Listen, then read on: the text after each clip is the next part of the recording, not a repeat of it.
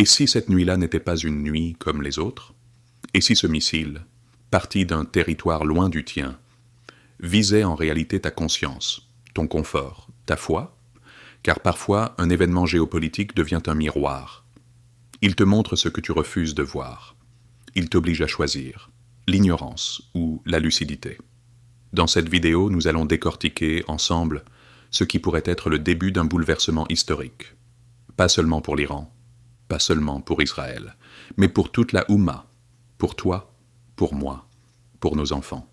Ce n'est pas une analyse froide, ce n'est pas du sensationnalisme, c'est un appel à comprendre, à prévoir, à se reconnecter. Accroche-toi, ce que tu vas entendre ne te laissera pas indemne. Le silence de la nuit se brise, une lumière déchire le ciel de Téhéran, puis vient le bruit. Sourd, profond, terrifiant. Une onde de choc traverse les immeubles, comme un cri ancien revenu hanter le présent.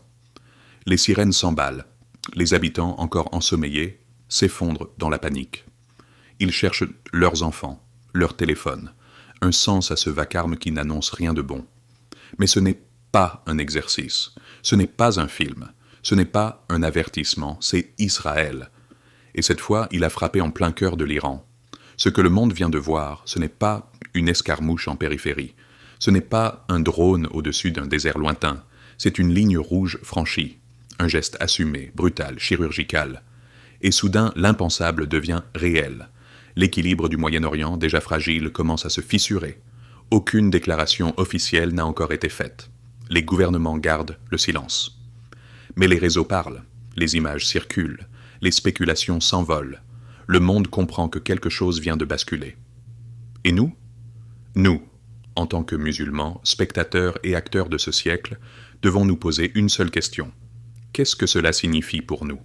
Car cette attaque n'est pas seulement géopolitique, elle est symbolique, elle est stratégique, et surtout, elle est profondément spirituelle. Ce que vit l'Iran aujourd'hui peut être le déclencheur d'un effet domino. Ce ne sont pas seulement des infrastructures qui sont touchées, ce sont des convictions, des alliances, des peuples, une mémoire collective qui se réveille au bruit des bombes. Peut-être te trouves-tu à Paris, à Dakar, à Kuala Lumpur ou à Toronto. Tu penses que tout cela est loin, mais ce matin-là, à 5h47, c'est ta stabilité, ta foi, ta communauté, ton futur qui ont tremblé. Pas à cause d'un missile, mais à cause du message qu'il transporte. Il faut remonter loin. Pas à hier, ni à l'année dernière, mais à plusieurs décennies de méfiance, de provocation, de promesses brisées et de menaces voilées. L'Iran et Israël n'ont jamais été des ennemis ordinaires. Ils sont les deux pôles opposés d'une même région en tension permanente. Deux visions du monde, deux projets irréconciliables. L'Iran se voit comme un bastion de résistance contre l'hégémonie occidentale et l'expansion sioniste. Il agit, pense, s'organise en fonction de cette mission. Il finance des groupes armés, tisse des alliances, parle au nom de la souveraineté et de la justice. Israël, lui, se sent encerclé, menacé, légitimé à se défendre par tous les moyens, même préventifs. Il observe chaque pas iranien avec une crainte ancienne, nourrie par l'histoire de ses guerres, de ses voisins, de ses peurs. Et au milieu de cette dualité, une obsession, le nucléaire. Depuis des années, le programme atomique iranien fait trembler les chancelleries. Pour l'Occident, c'est un pas vers la destruction, une menace inacceptable. Pour Téhéran, c'est un outil de dissuasion, un symbole de puissance, un rempart contre les humiliations du passé. C'est ici que le fossé devient abyssal. Ce que l'un voit comme un danger existentiel, l'autre le vit comme une nécessité vitale, mais ce bras de fer ne se joue pas à huis clos. Il déborde, il se propage, parce que l'Iran, qu'on l'aime ou qu'on le critique, reste un pilier stratégique du monde musulman. Sa position géographique le place au carrefour de la foi, de la richesse et des tensions, entre le Golfe, l'Asie centrale et le Levant. Et ce que certains appellent un conflit bilatéral est en réalité un nœud qui enlace toute la Oumma. Ce n'est pas une guerre entre deux États, c'est une faille dans le tissu même de notre communauté. Des chiites aux sunnites, des modérés aux radicaux, des gouvernements au peuple, chacun est concerné, chacun est impliqué, même de loin, et ce qui se joue aujourd'hui pourrait très vite devenir le test ultime de notre unité. Il est encore tôt. Téhéran ne s'est pas complètement éveillé. Mais l'explosion, elle, n'a pas attendu l'aurore. Elle a frappé comme une gifle dans le sommeil du monde. Une lumière vive, un souffle, une onde. Puis les cris, dans les quartiers périphériques, les vitres ont éclaté. Les alarmes de voitures hurlent à l'unisson. Les enfants pleurent dans les bras de mère qui tremblent. Personne ne sait exactement ce qu'il s'est passé. Mais tout le monde comprend que ce n'est pas une simple panne électrique. Les images arrivent, floues, saccadées, étouffées. Les chaînes iraniennes interrompent leur programme. Un site militaire en feu, des silhouettes courent, des sirènes tournent, les flammes lèchent les hangars. Une cible stratégique a été atteinte. Puis vient la confirmation.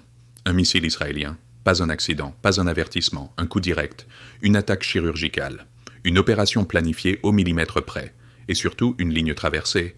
Israël a frappé le sol iranien. Depuis 1988, jamais une telle opération n'avait eu lieu. Ce n'était pas une cyberattaque, ni un sabotage clandestin. C'était un acte visible, signé, assumé sans le dire. À Tel Aviv, silence radio. À Washington, silence gêné. Mais à Téhéran, le message est reçu, 5 sur 5. Les haut-parleurs de l'État parlent de représailles. Les militaires défilent dans les rues, les regards se durcissent. Et dans les bureaux stratégiques, on sait que ce n'est pas un incident isolé. C'est un début, car ce geste n'est pas militaire. Il est psychologique. Il vise à tester, à provoquer, à créer un précédent, à dire « nous pouvons frapper et nous le ferons ». Et surtout, il vise à imposer le rythme. Israël vient de faire un pas que l'Iran ne peut ignorer. Il ne s'agit pas d'une attaque parmi d'autres. Il s'agit d'un changement de paradigme. Le conflit, longtemps dissimulé dans l'ombre des services de secrets et des conflits par procuration, vient de franchir un seuil. Il entre dans la lumière. Il devient frontal. Il devient ouvert. Et tout ce qui était stable, ou du moins contenu, commence à se fissurer. Pourquoi maintenant ? Pourquoi ce matin-là, à 5h47 ? Pourquoi ce site précis, ce moment précis, cette attaque directe, risquée, irréversible ? Parce que pour Israël, le temps presse. Depuis des mois, les signaux d'alerte s'accumulent. Les inspecteurs internationaux révèlent que l'Iran enrichit désormais de l'uranium à 84%. À 90%, c'est une bombe. À 84%, c'est un message. Et pour Tel Aviv, ce message est clair, Téhéran n'est plus très loin. Ce chiffre seul a suffi à faire trembler les capitales, parce qu'il marque une rupture nette avec l'accord de 2015, déjà fragilisé depuis le retrait brutal des États-Unis en 2018. Depuis, l'Iran a repris la main, lentement, méthodiquement. Il a montré qu'il peut réactiver son programme nucléaire à pleine puissance quand il le décide. Mais ce que les diplomates appellent une violation est vu autrement à Jérusalem. Pour Israël, ce n'est pas une infraction, c'est une menace existentielle. Et quand la diplomatie échoue, la guerre redevient une option. Tel Aviv ne veut pas revivre les erreurs du passé. Trop souvent, Israël a attendu. Trop souvent, les menaces sont devenues réalité. Cette fois, il veut reprendre le contrôle de l'agenda. Frapper avant qu'il ne soit trop tard. Avant que l'Iran ne devienne une puissance nucléaire impossible à contenir. Avant que la fenêtre stratégique ne se referme. Mais ce n'est pas seulement une question de missiles, c'est aussi une question de politique. L'élection américaine approche. Et le possible retour de Donald Trump rend les choses imprévisibles. Israël ne veut pas dépendre d'un homme qui, en 2018, a changé les règles du jeu du jour au lendemain. Mieux vaut agir maintenant, pendant que l'administration Biden reste en silence, un allié tacite. Les États-Unis appellent à la retenue. Mais ils savent, ils tolèrent encore. Et peut-être, ils coordonnent. Car derrière l'appel public à la paix, il y a un objectif non négociable. Ne jamais laisser un Iran nucléaire dicter ses règles au Moyen-Orient. Et tant pis si cela déclenche une tempête. Mieux vaut l'affronter aujourd'hui que de vivre sous sa menace demain. Le missile a touché Téhéran, mais la secousse, elle, a frappé le monde entier. Quelques heures après l'explosion, la bourse asiatique s'effondre. Le baril de pétrole bondit de plus de 25%. L'or grimpe, le dollar s'envole. Et dans les coulisses des marchés, c'est le même mot qui circule de salle en salle, crise. Un nom revient sur toutes les lèvres, le détroit d'Ormuz. Cette étroite bande d'eau, que peu de gens sauraient placer sur une carte, est la gorge de la planète. Un tiers du pétrole mondial y transite chaque jour, et ce matin-là, l'Iran menace de la refermer. Et soudain, ce qui était un conflit au Moyen-Orient devient un choc mondial. Les économies fragiles trébuchant en premier. Le Pakistan, déjà étranglé par la dette, vacille. L'Égypte voit ses importations exploser. Le Maroc revoit son budget énergétique à la hausse en urgence. Les prix à la pompe deviennent fous, les devises s'écrasent. Et la population, elle, commence à comprendre. À comprendre que ce conflit-là ne restera pas derrière les écrans, qu'il entrera dans leurs assiettes, dans leurs factures, dans leur quotidien. À Londres, Yassir, 28 ans, un jeune investisseur musulman, se réveille avec une alerte. Moins 40% sur son portefeuille. Crypto, marché émergent, tout s'effondre. La panique monte. Mais vendre quoi? Où aller? Tout est rouge.